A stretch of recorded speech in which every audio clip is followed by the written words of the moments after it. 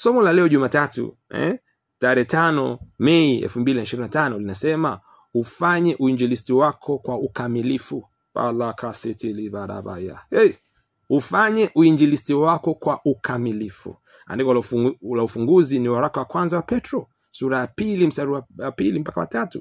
Neno linasema, kama watoto wachanga waliozaliwa sasa, yatamanini maziwa ya akili yasiyogoshiwa, ili kwa hayo mpate kuukulia wokovu, ikiwa mmeonja ya kwamba Bwana ni mwenye fadhili. Malakasidi balaba. Je, umeonja kwamba Bwana ni mwenye fadhili? Kama umefanya hivyo, basi utakuwa uyatamani maziwa ya akili yasiyogoshiwa, mtumishi. Mala masitili baraba. Yani ni lile neno la Mungu ambalo inabidi ulishe roho yako. Mtoto wa Mungu anasema unapoongoza watu kwa Kristo kupokea wokovu, wakati huo wanakuwa bado watoto wachanga kiroho, wanaolazimika kuanza kujifunza neno la Mungu. Neno la Mungu ni chakula cha roho ya mwanadamu, ni nyenzo pekee inayohakikisha ukuaji wa kiroho. Kwa hiyo waongofu wapya lazima wafundishwe neno na wapewe fursa ya kujifunza neno la Mungu. Umesikia haya? Kama wewe unahubiri injili kule mitaani, vijijini, popote, unaongoza wengine kwa Kristo, elewa kwamba wale ambao wamempokea siku hizo kwa Bwana Mwokozi maisha yao ni kama watoto wadogo katika ulimwengu wa roho. Wanahitaji kukua, na malighafi itawafanya wakue ni neno la Mungu. Neno la Mungu ndio chakula cha roho ya mwanadamu. Bwana alisema mwanadamu hataishi kwa mkate tu, bali kwa kila neno linalotoka kinywa cha Bwana. Kwa neno ndio chakula cha roho ya mwanadamu. Mtoto Mungu anasema hapa ndipo kwenda kanisani kunapokuwa kwa umuhimu wake. Kwa nini? Kwa sababu unapoongoza watu kumpokea Kristo, mara moja watambulishe kanisani mahali wanakoishi, ili washiriki mambo ya Mungu, wafundishwe na kulelewa vizuri kiroho. Unaposhindwa kuwapeleka kanisani, inakuwa kama mwanamke aliyejifungua mtoto kisha akamwacha kwenye wodi ya hospitali na kurudi zake nyumbani. Hilo ni jambo la ajabu. Kama umevuna nafsi kule mtaani, badala ya kumkaribisha yule mtu kanisani na kumpeleka sehemu ambayo atakuwa kiroho, atalelewa, wewe unamwacha, unasema utakapoona unaweza kuja njoo. Mtoto Mungu anasema ni kama mwanamke aliyejifungua mtoto alafu akamwacha wodini akarudi zake nyumbani. Ni jambo la ajabu, mtumishi. Kwa sababu yule ambaye umeongoza sala ya toba akaokoka ni mtoto mchanga saizi, anahitaji kulelewa, kutunzwa, kukuzwa katika imani. Mtoto Mungu anasema ni muhimu kuwapeleka wale uliowaongoza kwa Kristo kwenye kanisa lako. Usiwaambie tu waende kwenye kanisa lolote zuri. Hilo ni kama kuzaa mtoto alafu ukasema mtoto huyu anaweza kwenda kwa mama yoyote. Unasikia? Yaani jambo linashangaza kwamba utazaje mtoto alafu umwambie katafute mama yote ambaye unafikiri anaweza kunyonyesha na kulea, nenda. Mtoto Mungu anasema badala yake waelekeze kanisani kwako unakohudhuria ibada wewe mwenyewe. Ikiwa mtu huyu aliamini ujumbe wako kuhusu Yesu, basi anapaswa kujua kwamba kuna mahali ulikotoka. Umesikia maneno, mtumishi? Kwa ukienda kuhubiri injili kule, mtumishi, kuwa na plan. Sio tu kwamba waokoke, baada ya pale wataenda kusali wapi? Kwa kama umeenda kijijini mahali ambako wewe huna kanisa au huduma yenu haina kanisa, basi hakikisha unawapeleka sehemu ambao unajua watakuwa, watalelewa, watafundishwa kiroho. Kama hakuna kanisa la namna hiyo, anzisha moja kule.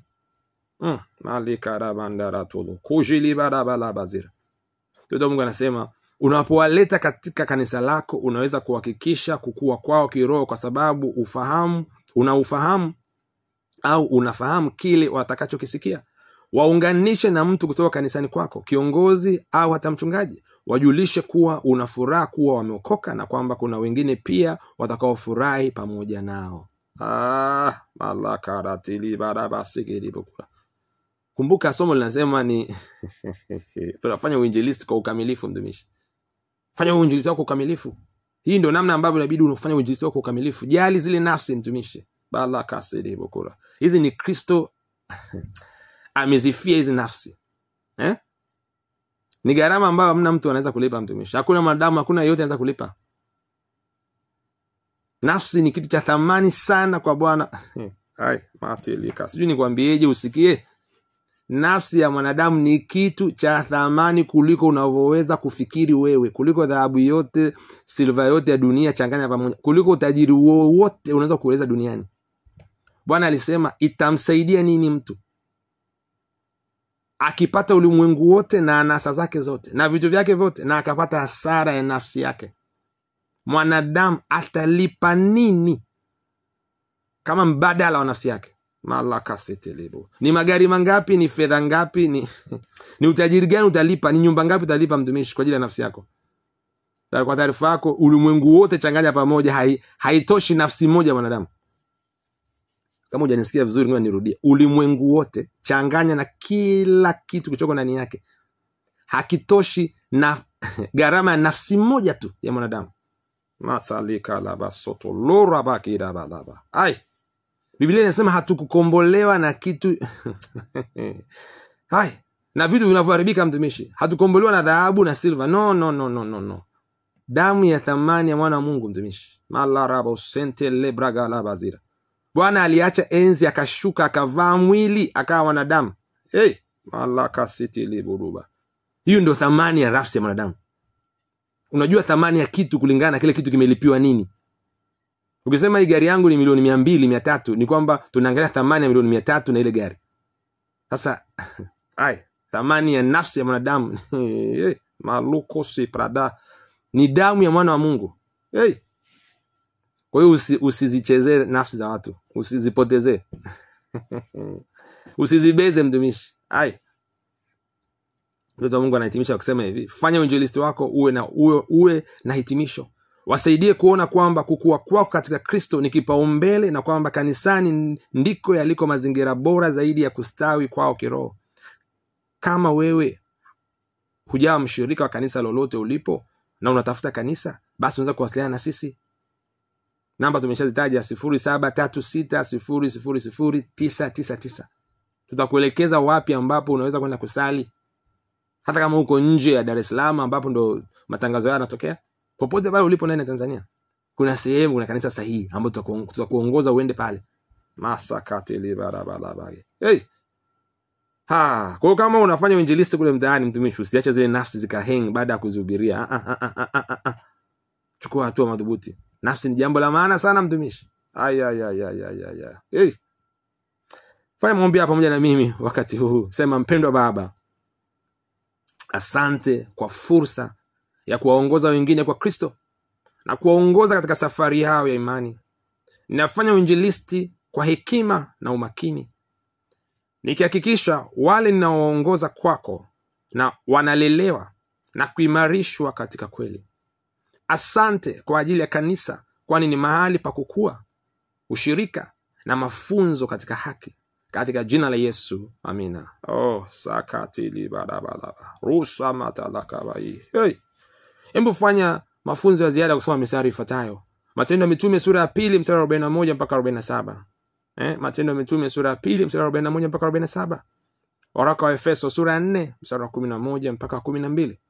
Waraka wa Efeso sura ya 4 mstari wa 11 mpaka 12. Waebrania sura ya 10 mstari wa 25. Waebrania sura ya 10 mstari wa 25. Na kwa wale ambao wanatusikiliza ambao wangependa kufuatisha ile ratiba ya kusoma Biblia kwa mwaka mmoja kupitia kitabu cha Rhapsody ya Uhakika, basi leo hii tunasoma Injili ya Yohana sura ya 2 mstari wa 1 mpaka wa 25. Injili ya Yohana sura ya 2 mstari wa 1 mpaka wa 25, na kitabu cha Samueli sura ya 20, Samueli wa 2 sura ya 20 na sura ya 21. Tarudia, Injili ya Yohana sura ya 2 mstari wa 1 mpaka wa 25 na Samueli wa 2 sura ya 20 na 21. Kumbuka unaweza ukasoma Biblia yako kuanzia mwanzo mpaka mwisho kupitia kufuatisha ratiba hii ya kusoma vifungu mbalimbali katika maandiko kila siku kupitia Rhapsody ya Uhakika. Na wale ambao unatusikiliza na bado hujampa Yesu Kristo maisha yako, tafadhali wakati huu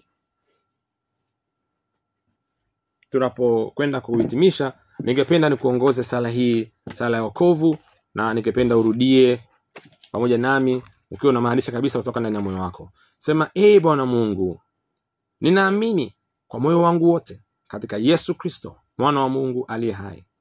Ninaamini kuwa alikufa kwa ajili yangu na kwamba Mungu alimfufua kutoka katika wafu. Ninaamini kuwa yu hai leo hii. Ninakiri kwa kinywa changu kwamba Yesu Kristo ni Bwana wa maisha yangu kuanzia leo. Kupitia yeye na katika jina lake nina uzima wa milele. Nimezaliwa upya. Asante Bwana kwa kuiokoa nafsi yangu. Sasa mimi ni mwana wa Mungu. Balakasitele barabasira. Kama umefanya sala hii, nataka uelewe kwamba wewe ni kiumbe kipya. Ya kale yote yamepita, tazama yote yamekuwa mapya. Na wakati huu ningependa kutamka baraka hii na ushindi huu juu ya maisha yako. Baba, katika jina la Yesu Kristo, tunasema asante Bwana kwa wale wote ambao leo hii wameamini kwa mioyo yao na kukiri Yesu Kristo kama Bwana Mwokozi wa maisha yao. Shetani hana madai yoyote dhidi ya maisha yao. Hawa ni viumbe vipya Bwana. Wamezaliwa kwa neno lako. Wanatembea katika upya wa uzima kila siku itwao leo katika jina la Yesu Kristo. Ninawabariki kwa roho wako, ninawabariki kwa neno lako Bwana. Ninawabariki kwa jina lako. Asante pia kwa wale wote ambao wamekuwa kutusikiliza kuanzia tulipoanza kipindi hiki mpaka tunapokwenda kuhitimisha sasa. Katika jina la Yesu Kristo natamka ushindi, ubora, utukufu, ustawi, ukuu kwenye kila nyanja maisha yao. Kila ambacho nyosha mkono wao kutenda kina tija, kina maendeleo, kina ubora, kina mafanikio. Natamka afya njema juu ya kila anayetusikiliza katika jina la Yesu Kristo. Katika utosi wa vichwa vyao, katika unyayo wa miguu yao, kwenye kila seli ya mwili, kwenye kila tishu, kwenye kila organi, kwenye kila mfumo wa miili yao. Katika jina la Yesu Kristo, udhaifu, magonjwa na maradhi sio sehemu yao. Balakasete leburuba. Natamka uzima na afya tele kwenye mifupa yao. Katika jina la Yesu Kristo aliye hai. Asante Bwana, maana wanaishi katika utukufu, katika ubora, katika ushindi, katika haki. Katika jina la Yesu Kristo aliye hai. Kila mtu aseme amina. Wow. Kama nilivyokuambia, unaweza kuwasiliana nasi katika namba zifuatazo: 0736 0000999, na tungependa kusikia kutoka kwako. Na baraka hizi ambazo tumezitamka ni kwa ajili yako na familia yako na kwa wapendwa wako. Mungu akubariki sana. Asante sana kwa kushiriki nasi asubuhi ya leo. Amina mtumishi.